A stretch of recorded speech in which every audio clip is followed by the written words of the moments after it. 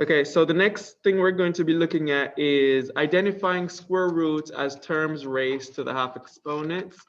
And this is something that we've went over before, but let me go ahead and put up my whiteboard.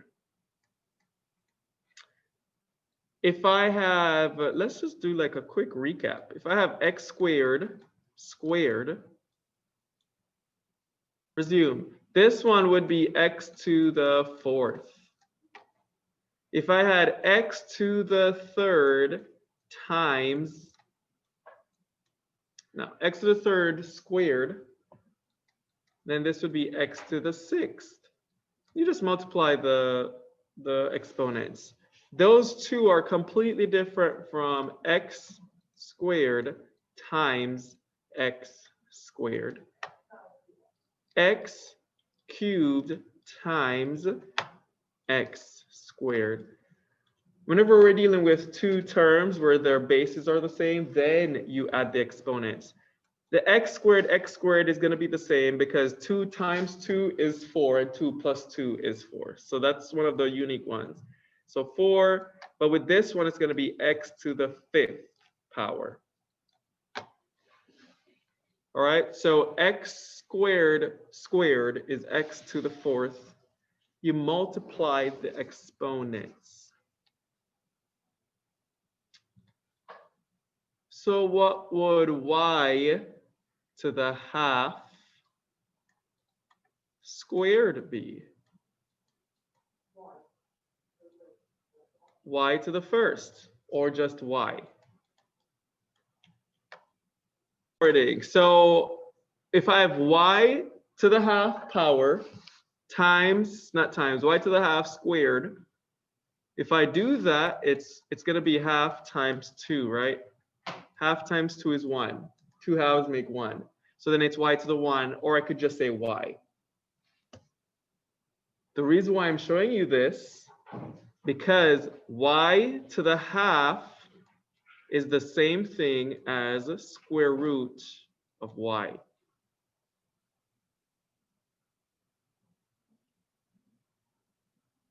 I'm gonna let that sink in for a minute. Not 1 minute, but a couple seconds. Y to the half is the same thing as the square root of y. In order, let's do this example. So if I had square root of y and I want to get rid of the square root, what would I do? Square it, right? And that cancels it out, right? So I'm left with y. So the square root sign is the same as that same term raised to the half power. So if I give you a question saying, write the square root of x as in exponent form, you just write x to the half power. Because they're identical, they're equivalent, they're the same. It's just another way of writing it. The square root of x is the square root is x to the half power. They are, yes, equivalent. Sometimes you might get a question like this. X to the half power minus 2 is equal to 5.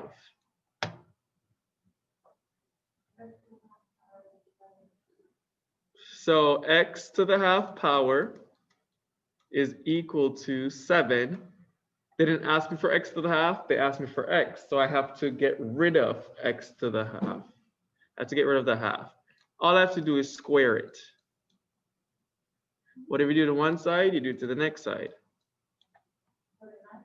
Yep, so it's literally like if I had square root of x minus 2 equals 5.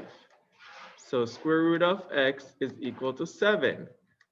Then I would have to square it to get rid of the square root. Whatever you do to one side, you do to the next. So x is equal to 49. 7 times 7. That's another thing I want us to realize, that 7 squared doesn't mean 7 times 2. It means 7 times itself, twice. I said twice, which should make it 4 times. 7 times itself. 7 to the third power would be 7 times 7 times 7, and so forth.